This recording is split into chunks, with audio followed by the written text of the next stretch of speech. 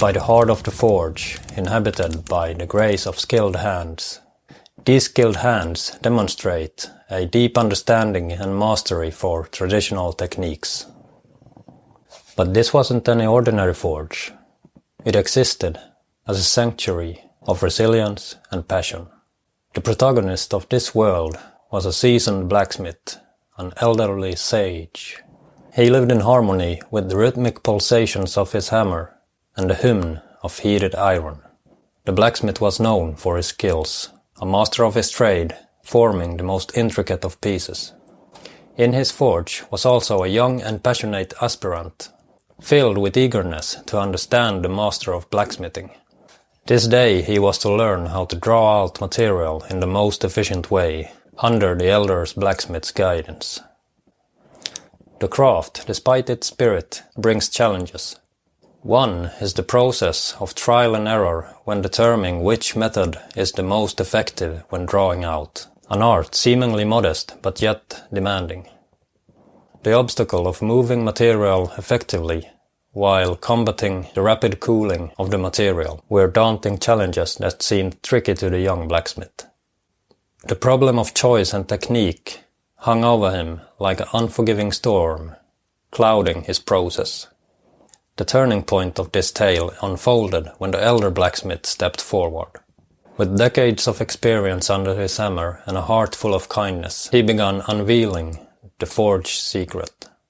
Gently he guided the young smith, illustrating when to employ each technique of drawing out. He demonstrated the intricate relationship between the heat and the movement of the material, showcasing the magic that lays within patience. The anvil face technique, although not the principal method for drawing out, offers merit in its ability to straighten and flatten pieces.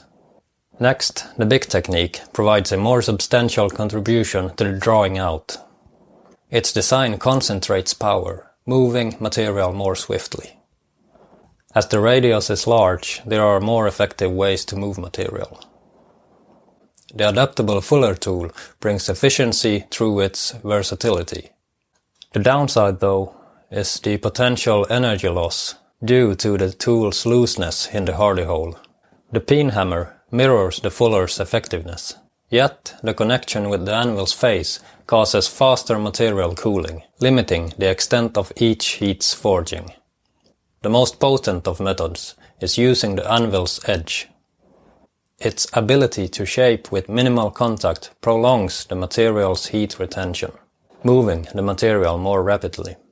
In sum, each method carries its significance in the forging process. Perfecting them in the accordance to your forging needs will advance your blacksmithing materially. The resolution of our tale is a moment when words translate into action. The young smith, absorbing the wisdom shared by the elder, started forging in sync with the sage. The apprentice and master worked in rhythm, mimicking a well-practiced dance. The story concludes on a reassuring note. Ask for help and help you will get. The young blacksmith's journey teaches us the invaluable quality of seeking help. His tale celebrates the benefits of mentorship, persistence, and the unquenchable flame of shared knowledge. Above all, it demonstrates the power of asking for help, a timely reminder for us all.